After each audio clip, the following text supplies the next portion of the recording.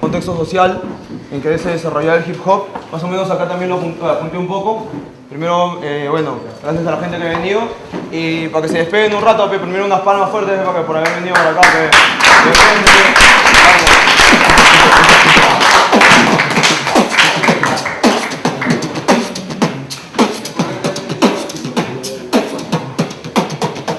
Ya, pecausa. Entonces esta nota es así. El hip hop, como explicó Lebardo, se desarrolla en un contexto social, ¿no? Sus antecedentes principales son, por ejemplo, la lucha por los derechos civiles. Entonces, antes de que hubiera hip hop, principalmente la sociedad estaba en un conflicto porque se le reconozca la ciudadanía a las personas que estaban excluidas, pues. Otro de los contextos sociales en el que estaba era la guerra contra los movimientos sociales, como explicó, dirigida por Edgar Hoover, en el cual eliminan los movimientos sociales, similar a lo que pasó acá en los años 90 con Fujimori, que eliminan los movimientos sociales. Sucede lo mismo en Estados Unidos. Luego sucede la guerra de Vietnam, también es una cosa que sucede en todo el mundo y que afecta a la población, nos afecta como personas, y de hecho que afectó a la gente que inventó el hip hop, ¿no? Y también la Guerra Fría, que es la guerra en la cual las naciones más importantes de este mundo se estaban apuntando armas nucleares hasta 1992, si no me equivoco. Entonces, eso también ha influenciado bastante en el pensamiento y en la psicología de las personas que se han desarrollado dentro de la cultura hip hop. Por eso es que el hip hop nace con un espíritu contestatario, nace con un espíritu así de lucha, que es un poco como que tratado de ocultar por los estados, las corporaciones, las empresas, las marcas, para que la gente se olvide de eso y solo se encargue de ver lo superficial, ¿no? Entonces, justamente acá hay una fotografía de Martin Luther King, de Malcolm X, estas son las Panteras Negras, y hay una agrupación que no se menciona mucho, que es los Young Lords, que es la organización por la reivindicación de la identidad puertorriqueña y latina en Estados Unidos, ¿no? Que también está en un tipo de lucha igual que las Panteras Negras. Bueno, lo que más importa, en 1973 es el año en el que oficialmente se empiezan a desarrollar block parties hip hop, ¿no? Porque antes habían block parties desde 1940, eran las fiestas del barrio, ¿no? Era cuando agarraban en la quinta y la gente hacía su tono, la concha de su madre, ¿no? Entonces, eso era, desde 1940 había una cultura de tomar, por ejemplo, cerrar el barrio y hacer un tonazo el fin de semana. ¿Por qué? Porque no, en las discotecas de los ricos no te dejan entrar, porque hay discriminación, porque te dicen, no, causa, tú con ese estilo no puedes entrar, tú con esa edad no puedes entrar, tú con esa apariencia no puedes estar. Entonces, la gente tomaba sus barrios y se divertía, porque el pueblo es alegre, el pueblo es feliz, entonces festeja su alegría aunque vive en la miseria, ¿no? Entonces, desde 1940 existen espacios donde la gente toma para hacer cultura, hacer música, pero es a partir de 1973 en la que ya se empiezan a condensar, por así decirlo, los elementos del hip hop, ¿no? Estaban los grafiteros, ¿no? Los primeros registros de grafiteros hip hop son de 1971, ¿no? Entonces, que la gente iba tajeando, iba poniendo su nombre, iba haciendo Soul Train, que es cuando intervienes los trenes para poder que tu nombre viaje por toda la ciudad.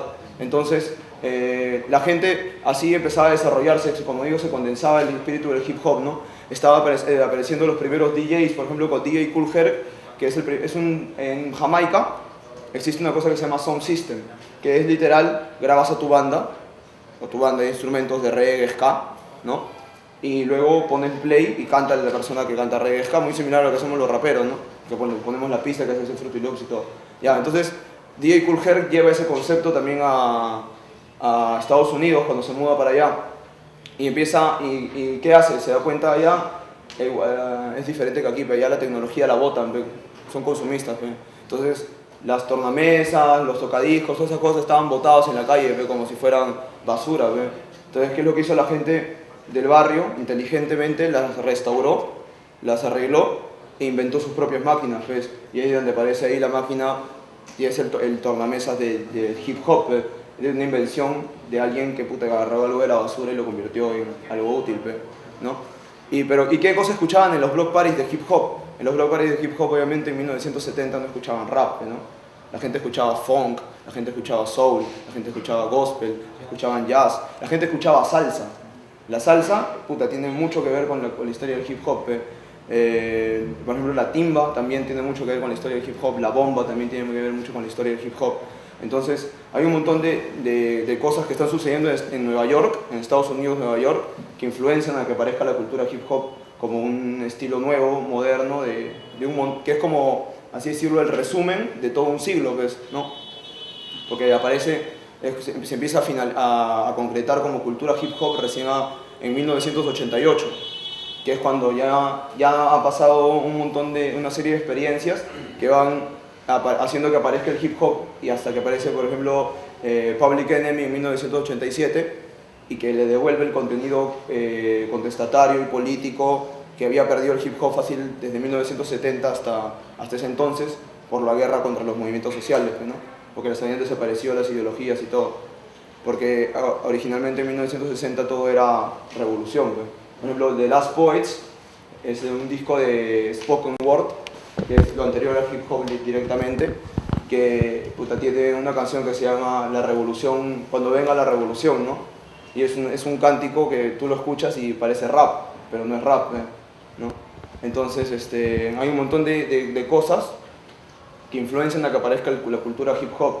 Por eso es que yo digo y siento que muchos piensan y sienten también de que el hip hop no es como que, chucha, esto es yankee, peo gringo, peo viene de afuera, sino es como que simplemente nace del pueblo y le regresa al pueblo en diferentes lugares y la gente se siente identificado, ¿no?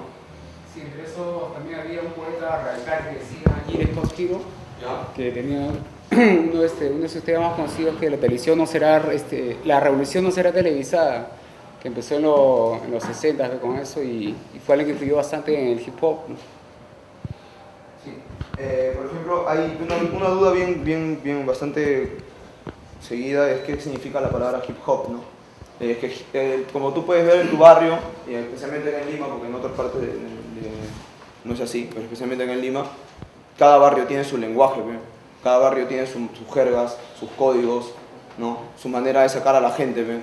Entonces tú puedes sacar a alguien por la manera en la que te habla, que más o menos te alucina de qué parte de la ciudad es, ¿no? Entonces, eso también sucedía en el Bronx, y obviamente la gente inventaba sus propias jergas. Entonces hip hop eran dos palabras por separado que así popularmente se empezaron a juntar, ¿no? Hip hop, quedó, ¿no? Hip hop. Pero eran dos cosas por separado, ¿no? Hip era como inteligencia, algo hip era algo como relevante, ¿no? Tú tienes algo hip, como que chucha, has dicho algo puta serio, así, interesante, ¿ve? Y el hop era el movimiento, ¿ve? Cuando tú haces un hop es cuando tú te movilizas con tu gente, cuando tú mueves tus ideas, cuando tú mueves tu persona, ¿ve? Entonces hip hop terminó siendo inteligencia en movimiento, ¿ve? ¿No?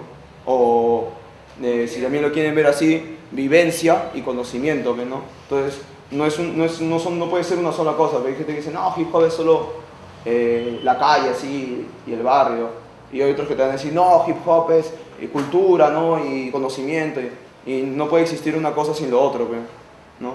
Las dos cosas, como bien dicen, es simbiótico, ¿no? No puede existir una cosa sin lo otro. Entonces más o menos ese es el espíritu del hip hop. Hay una cosa en la cosmovisión andina, ya más o menos para terminar con los datos interesantes, que dice que la existencia es dual, no es individual, ¿no? Esa es la cosmovisión andina. Entonces más o menos, como estoy investigando un poco, también hay esa cosmovisión dentro del hip hop, pero eso es que también en Latinoamérica es bien recibido, porque el hip hop también es algo dual, no es inteligencia, es movimiento. Y bueno, ya para terminar, yo avancé hasta 1988, que es donde se termina de consolidar todo el movimiento de cultura del hip hop, y de ahí en adelante se llama la época dorada del hip hop, que dura aproximadamente 10 años, hasta finales de los 90, en el cual la industria hip hop es comprada por la industria oficial del Estado y las corporaciones, ¿no? Porque, por ejemplo, matan a Tupac, matan a Biggie, matan a los principales directores de discográficas, y nunca se hacen investigaciones para atrapar a las personas que les matan, ¿ve? La policía simplemente, se murió, pues mejor, ¿no? Entonces nunca se sabe quién les mató, si les mandaron a matar, si fue algo de pandillas o fue algo serio, no se sabe. El asunto es que cuando ya mueren, como por así decirlo, las cabezas, las personas que quedan a cargo agarran y, por ejemplo, uno de los sellos discográficos más importantes, que ahorita se me acaba de salir el dato, vende el 50% de las acciones de de la corporación hip hop, que era del pueblo, pero una industria del pueblo, que le daba al pueblo y creada por el pueblo. Hop es todo autos, es todo culos, es todo joyas, es todo consumismo, es todo estar ahí en capital, en el capital, ¿no? Porque antes, en los años 90, si bien, por ejemplo, la gente, como una manera de demostrar que había logrado avanzar puta, en su vida o algo, puta, se compraba una gorra de carazo, unas zapatillas carazo y salía en el video hip hop, pero te cantaban rap de verdad, pero con fundamento, ¿no? Solo era una necesidad visual de demostrar, oh, causa, yo estoy saliendo adelante, ¿no? Pero después de los años 90, ya eso se vuelve simplemente visual, nada más consumismo, ¿no? Ah, causa, para ser rapero tienes que comprarte gorra, para ser rapero tienes que comprarte zapatillas. Y así poco a poco van degenerando el concepto de hip hop, porque el capitalismo se da cuenta de que es una herramienta para el pueblo, ¿ve? Entonces, como es una herramienta para el pueblo, la gente del capitalismo lo chapa, lo destruye y te lo devuelve como consumo nada más, ¿ve? Y ya, pues con eso termino de la historia del hip hop. Y gracias y buenas vibras.